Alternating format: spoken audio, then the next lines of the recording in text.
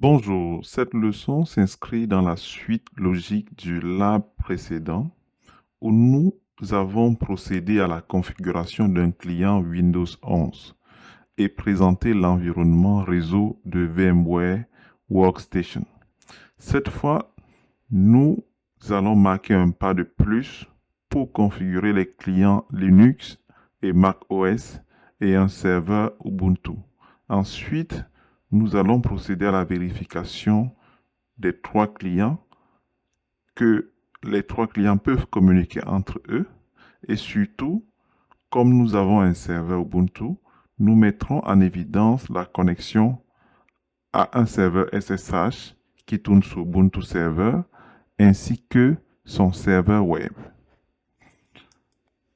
Voici les objectifs de notre vidéo. Configurer un client sous Mac OS, Linux Ubuntu et Ubuntu Server. Vérifier la configuration et la communication entre les hôtes et se connecter en SSH et au serveur web d'Ubuntu Server.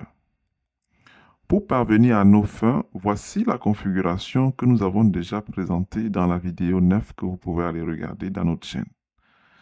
Puis, une architecture. Mais avant même d'arriver à l'architecture, rappelons rapidement que nous sommes dans le sous-réseau 192.168.10.0 avec le masque par défaut de classe C 3 x 255.0 ou /24. Et nous avons dit que les autres devaient avoir une adresse IP qui commence à .10.26 pour se terminer à .10.253. Les équipements devant avoir une adresse IP fixe doivent commencer entre 10.1 jusqu'à 10.25 dans la plage 10.1 jusqu'à 10.25. Regardons à présent l'architecture du réseau que nous voulons construire. Remarquons que nous avons 3 postes clients et un serveur, Ubuntu Server pour ne pas le citer. Alors, les postes clients peuvent être configurés à partir du serveur DHCP que voici. Le serveur DHCP est intégré au moteur de VMware. Il va attribuer les paramètres de configuration en fonction de ce que nous avons défini ici. Et il va surtout attribuer l'adresse IP de la passerelle. Remarquons un point précis ici concernant l'adresse IP de la passerelle, c'est que nous avons 10.254 qui est utilisé comme passerelle, mais nous avons une autre adresse IP ici qui est la 10.1. Cette adresse IP 10.1 est utilisée par la machine hôte pour communiquer directement avec les machines virtuelles qui sont dans VMware. En d'autres termes, il est possible à la machine hôte de pinguer par exemple le PC sous Linux Ubuntu ou sous Mac OS ou sous Windows ou le serveur Ubuntu. Regardons tout ceci en pratique. Ici, nous sommes dans la machine hôte et nous remarquons qu'il y a plusieurs cartes réseau. Parmi ces cartes réseau, il y a la carte réseau physique de la machine hôte et il y a les cartes réseau qui ont été ajoutées par VMware qui représentent chaque type de réseau. Ici, nous avons pour Ethernet 3 la carte réseau qui représente le sous-réseau VMnet 8 ou le sous-réseau NAT. Si je fais un clic droit dessus et que je vais à Statut, je vais, en cliquant sur Détail, remarquer que l'adresse IP qui a été attribuée à cette carte réseau est par défaut la première adresse dans le réseau que nous sommes en train d'utiliser. Donc 10.1 comme je vous l'ai présenté dans l'architecture précédente. Si nous cliquons sur Propriété et que nous arrivons à Propriété de la carte, nous remarquons très bien que nous sommes bien dans le sous-réseau 192.168.10.1 avec le masque de sous-réseau 3 x 255. C'est une adresse IP de management. Nous allons à présent regarder ce qui se passe du côté de VMware concernant la configuration. Alors, du côté de VMware, nous avons ceci. en allant dans le Virtual Network Editor, on peut, en sélectionnant VMnet 8, remarquer que si je clique sur NAT Settings, autant pour moi, sur NAT Settings, je constate que le Gateway IP est 192.168.10.254, qui correspond à l'adresse IP de la passerelle que les autres dans le sous-réseau NAT vont recevoir. Il y a d'autres paramètres, mais on reviendra là-dessus plus tard. Regardons à présent aussi ce qui se passe du côté configuration DHCP. Nous avons dit que notre sous-réseau commençait pour l'attribution des configurations TCP/IP aux machines clients à point 26 et se terminait à point 253. Donc, je vais faire la correction rapidement pour mettre 253. Et je vais cliquer sur OK.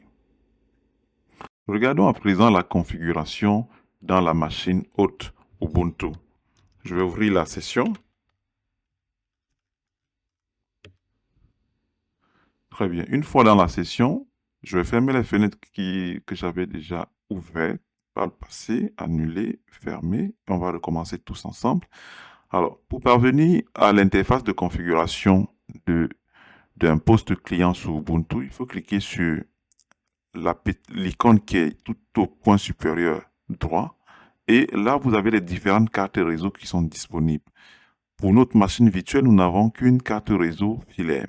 Je vais cliquer sur la flèche qui est juste devant le mot filaire et je vais cliquer sur paramètres filaire. Une fois que j'ai cliqué sur paramètres filaire, j'ai cette fenêtre qui s'affiche et dans cette fenêtre, je remarque que la carte réseau filaire, même si elle est virtuelle, est connectée. Je clique sur la roue dentée pour accéder aux paramètres de configuration. Là, je constate que l'adresse IP est dans le sous-réseau 10.27. On a l'adresse MAC, l'adresse IP de la passerelle 10.254, comme nous avons vu dans l'étape précédente. Et si je clique sur Identité, je découvre un mot-clé qui est Netplan ENS33. Nous reviendrons là-dessus juste après.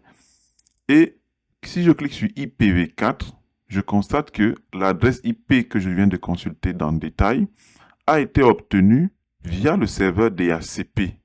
Mais je peux aussi cliquer ici pour définir une configuration manuelle.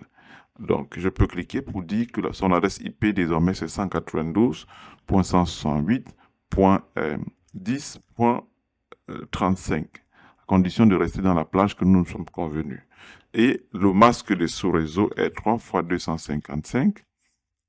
255.255.0 et la passerelle, comme nous l'avons vu, est 192.168.10.254.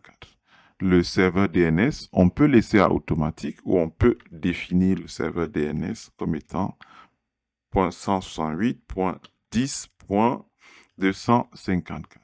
Et en ce moment, nous cliquons sur Appliquer. Lorsque nous avons cliqué sur Appliquer, nous devons vérifier que la machine a bel et bien accès à Internet. La première vérification de base en général, c'est d'ouvrir notre navigateur ou d'ouvrir le terminal. Donc, pendant que le navigateur se charge, bon, c'est fait. Je vais juste faire un test en saisissant par exemple YouTube. Est-ce que YouTube se charge correctement? Oui. Déjà, la recherche se fait bien, donc je suis connecté correctement à Internet. Et je peux aller sur la chaîne qui vous permet de regarder la vidéo en ce moment en saisissant les mots-clés appropriés. Et je tombe bien sur la chaîne dont le poste client Ubuntu est connecté à Internet. Je peux vérifier cela également en cliquant ici et en saisissant Terminal pour accéder à la ligne de commande de notre client Linux Ubuntu. Et là, dedans, qu'est-ce que je peux faire? Je peux faire un ping, comme nous avons vu avec le poste Windows, sur le serveur public de Google. J'obtiens un résultat. La différence avec Windows, c'est que, par exemple, ici, le ping est envoyé de façon infinie par défaut jusqu'à ce que je fasse CTRL-C au clavier pour l'interrompre. À présent, Remarquons, comme je vous l'ai dit, que lorsqu'un poste est accessible et lorsqu'un poste client est dans la NAT, il peut être managé depuis le poste hôte via l'adresse IP 10.1. Donc, on va tester quelque chose. On va pinguer. Je vais sortir de la machine virtuelle pour revenir dans la machine hôte. Et là, je vais faire Windows R pour afficher la ligne de commande. Et dans cette ligne de commande, j'ai deux écrans. Du coup, ça glisse toujours dans l'autre écran à chaque fois. Dans cet écran, je vais faire un ping vers la machine virtuelle dont nous venons de définir l'adresse IP 192.168.10.35. Vous remarquez bien que la machine hôte peut atteindre les machines virtuelles dans le sous-réseau VMnet 8 NAT. À présent, retournons dans la machine virtuelle Ubuntu pour vérifier la communication entre le poste client Ubuntu et le poste client Windows. Là, nous sommes dans le client Windows de nouveau et je vais faire Windows R pour afficher sa ligne de commande. Et une fois affiché, je vais zoomer un tout petit peu, améliorer votre lisibilité.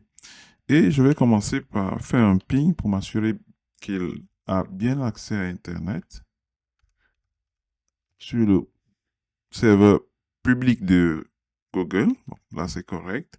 Ensuite, je vais vérifier qu'il peut communiquer avec le poste Ubuntu que nous venons de configurer. C'est .10.35. Et lui nous retourne un résultat positif. Donc, le poste client Windows peut pinguer le poste client Ubuntu. Regardons ce qu'il en est du poste client Ubuntu. Est-ce qu'il peut également pinguer le poste Windows? Alors, là, je suis dans le poste client Windows. Relevons l'adresse IP du poste client Windows d'abord. C'est ipconfig. Et là, c'est 10.28. Donc, on devrait pouvoir ici faire un ping sur 192.168.10.28. Alors là, ça ne passe pas. Eh bien, la raison est simple, c'est que par défaut, Windows 10 ou Windows 11 bloque les connexions entrantes. C'est-à-dire que vous ne pouvez pas effectuer un ping sans modifier la configuration du pare-feu de Windows 10 ou de Windows 11. Alors, on voit ça rapidement. Et pour cela, nous allons nous rendre dans les paramètres du pare-feu. Une fois dans les paramètres du pare-feu, nous allons cliquer sur pare-feu Windows. J'espère que j'ai cliqué sur le bon endroit. Oui, c'est le cas. Et je vais cliquer par la suite sur paramètres avancés. Lorsque je clique sur paramètres avancés, j'ai ici les règles de trafic entrant et les règles de trafic sortant. Nous, ce qui nous retient, c'est les règles de trafic entrant. Pour le moment, par défaut, rien n'est autorisé, notamment le ping. Donc, je vais, pour l'autoriser, je vais dérouler jusqu'à cette option que voici, demande d'écho, parce qu'en fait, un ping, c'est une demande d'écho. Donc, je vais autoriser la demande d'écho, je vais activer la règle en disant, je l'active avec autorisation de la connexion. J'aurais pu aussi l'activer pour bloquer la connexion ping vers cette machine Windows. Donc, vous voyez bien que ça renvoie à trafic entrant ICMP version 4. Donc, une fois que ceci est activé, je fais OK. Donc, le pare-feu Windows est toujours fonctionnel, mais j'ai ouvert une possibilité sur les réseaux. Il faut bien s'assurer qu'on a ouvert sur les réseaux appropriés, sur les réseaux privés et publics. S'il faut autoriser le ping lorsque la machine est dans un domaine, Active Directory par exemple, il faudrait également aussi faire l'autorisation sur cette ligne. Pour le moment, ce n'est pas le cas. Nous sommes dans un réseau poste à poste, pas client-serveur. Retournons dans notre machine virtuelle, le client Ubuntu. Une fois que nous avons corrigé le problème, le ping est resté continuellement fonctionnel. CTRL-C, je relance le ping pour que vous voyez ce qui s'est passé. Donc, voilà, j'ai autorisé, j'ai ouvert la possibilité pour Windows d'accepter les communications entrantes de demande d'écho. Allons-y maintenant configurer le poste Mac OS et assurons-nous que le Mac peut communiquer avec le Windows et le client Ubuntu. Donc, le Mac, lui, est de ce côté. Bien, je vais ouvrir la session et on va regarder comment procéder à la configuration lorsque nous sommes dans un Mac. Voilà, nous sommes dans le client Mac OS. Pour configurer les paramètres TCP/IP, c'est relativement simple aussi. Soit je passe par les préférences système ici. Je clique sur préférences système et là, je saisis le mot-clé réseau. Une fois que j'ai réseau affiché, j'arrive sur les paramètres TCP/IP. En cliquant sur le bouton Avancer, je peux définir les différentes valeurs requises. Mais pour cela, je dois dérouler pour prendre l'option manuelle. Parce que par défaut, si je reviens à DHCP, par défaut, nous sommes en DHCP et l'adresse qui a été acquise est bien 10.26, la première adresse dans le réseau local que nous sommes en train de configurer. Pour le moment, nous ne regardons pas ce qui se passe du côté IPv6, mais nous reviendrons là-dessus bientôt aussi. Donc, si je clique sur sur configurer IPv4, puis je sélectionne une configuration manuelle, en ce moment, je peux bien faire ceci et définir une adresse IP 192.168.10.40 par exemple. On est toujours dans le même sous-réseau. Et le masque de sous-réseau, c'est le même. La passerelle est 10.254. Le serveur DNS doit être défini ici. Par défaut, il est déjà renseigné. Mais je peux aussi en rajouter si je souhaite en cliquant sur le plus ici. Donc, si par exemple, je le retire et je veux définir, vous voyez, si je le retire, il y a la valeur par défaut qui reste, mais je rajoute pour définir manuellement, comme nous avons convenu de faire des configurations manuelles, .254, et je valide ma configuration. Une fois la configuration validée, je vais appliquer. Et comme j'ai appliqué, je me rassure que tout est bien renseigné, l'adresse IP, le masque de sous-réseau, le routeur, le serveur DNS. Ceci étant, je dois procéder actuellement au test pour vérifier que j'ai bien accès à Internet. Alors, je vais zoomer cette fenêtre pour que vous ayez une meilleure visibilité. Et je vais faire un test vers le serveur public de Google. 8.8.8 et je remarque que j'ai bien accès à Internet. Si je fais un autre test, cette fois-ci à partir du navigateur Safari, et je vais essayer d'accéder au site web de la certification rolandpaillon.com, je valide et je tombe bien sur le site web où vous êtes désormais invité à vous enregistrer afin de pouvoir bientôt avoir accès aux quiz de ces formations que nous mettons à votre disposition en cliquant sur le bouton Login Register, par exemple. Et une fois quand vous y êtes, au lieu de cliquer sur se connecter, vous cliquez sur le bouton Inscription. Voilà.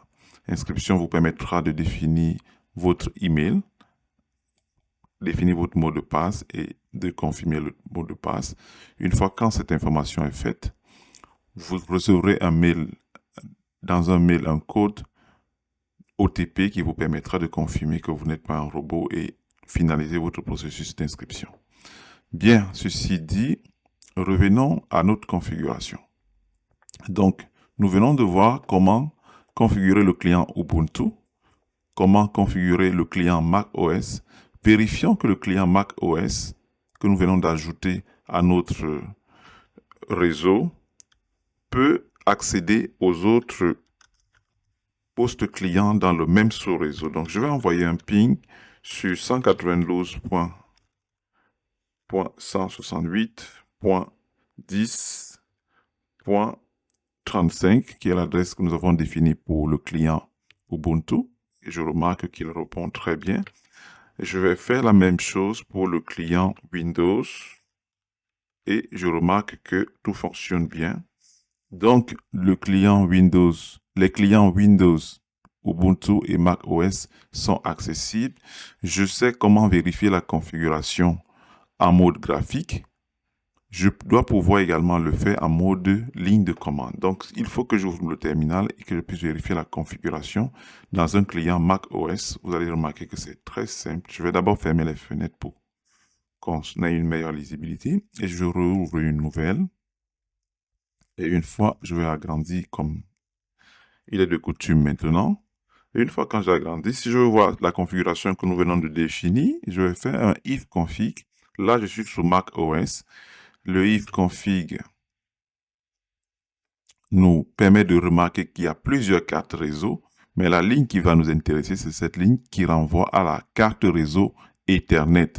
Son adresse IP V4 est bien 192.168.10.40. Le masque de sous-réseau, ici représenté en base 16, parce que commençant par le 0x, est bien 255.255.255.0. Nous sommes dans le sous-réseau dont l'adresse de diffusion est 10.255.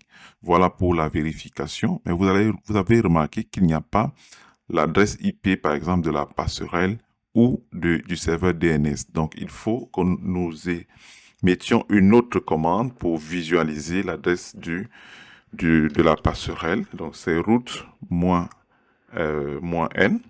Ensuite, get default. Quand je fais route-n get default, il me dit que la passerelle par défaut est 10.254 sur la carte réseau EN0. Si je veux visualiser cette fois-ci l'adresse IP du serveur DNS, je vais utiliser la commande scutil avec l'option -DNS. Et une fois quand j'ai pas saisi le L, voilà. Une fois quand j'ai saisi le L, je corrige. J'obtiens une liste de résolveurs, c'est-à-dire une liste d'entrée dans le serveur, dans le fichier de service DNS. Mais celui qui nous intéresse, c'est celui en rapport avec le flag 1. C'est celui en rapport avec l'adresse IP 192.168.10.254 qui est marqué reachable, c'est-à-dire que ce serveur est accessible. Les autres, même s'ils sont disponibles, sont not reachable. On reviendra sur les services DNS plus tard.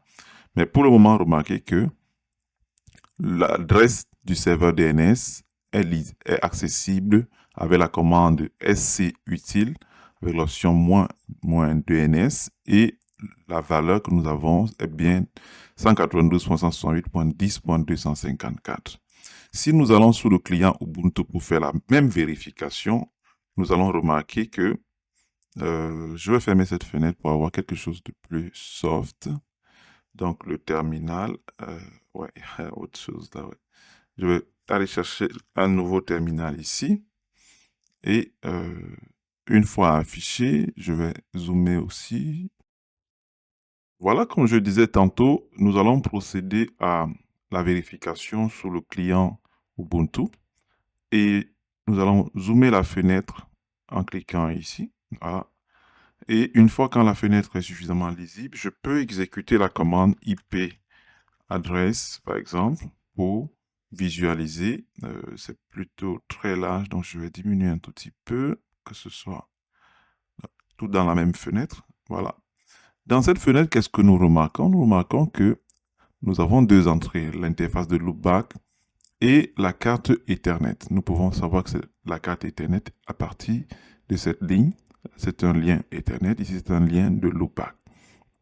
Dans le lien Ethernet a pour adresse IP 192.168.10.35. Nous sommes bien avec le masque de sous-réseau 3 x 255.0 et l'adresse de diffusion 10.255. Donc, tout va bien. Nous avons la bonne adresse. mais nous n'avons pas la passerelle ni le serveur DNS. La commande qui permet d'avoir la passerelle par défaut est iproute. Donc, je vais exécuter la commande iproute et j'ai deux entrées. L'entrée qui nous donne la passerelle par défaut, c'est la première qui nous dit sortie par défaut via 10.254 statique avec une métrique de 100. Alors, cette entrée signifie que notre passerelle par défaut est ceci. Nous reviendrons sur la lecture de table de routage dans un node et dans un routeur lorsque ce sera le moment d'étudier les protocoles de routage. Voilà pour ce qui est de la passerelle par défaut. À présent, regardons comment on consulte en ligne de commande. Le serveur DNS. Alors, je vais faire resolve CTL suivi de l'option du commutateur status. Donc, si je fais cette commande resolve CTL status, ça me donne le statut du service DNS. Alors, le statut du service DNS, c'est le serveur en cours a pour adresse IP 10.254. La liste des serveurs DNS contient une seule entrée, c'est 10.254. Les autres paramètres plus tard. Alors, jusqu'à présent, nous avons étudié comment configurer un client Linux Ubuntu, vérifier ses paramètres TCP/IP en mode graphique et en mode ligne de commande. Nous avons fait la même chose pour le client Mac OS. La session s'est fermée. Et nous avons surtout fait communiquer l'ensemble des clients entre eux et vérifier que ça fonctionne. Lorsque nous avons eu un blocage avec le client Windows 11 qui ne recevait pas des connexions entrantes, nous sommes allés dans le pare-feu local de Windows pour lever l'ambiguïté en ouvrant la communication pour le trafic ICMP en version 4. Voilà que nous sommes arrivés au thème de cette vidéo. Dans la prochaine, avant d'arriver au thème, on ne va pas l'interrompre ici. Je voudrais faire une petite nuance concernant Linux Ubuntu. Dans les anciennes versions de Linux Ubuntu, il y avait la même commande que j'ai utilisée sous Mac OS. On pouvait l'utiliser également sous Linux. C'est la commande ifconfig avec ses différentes variantes.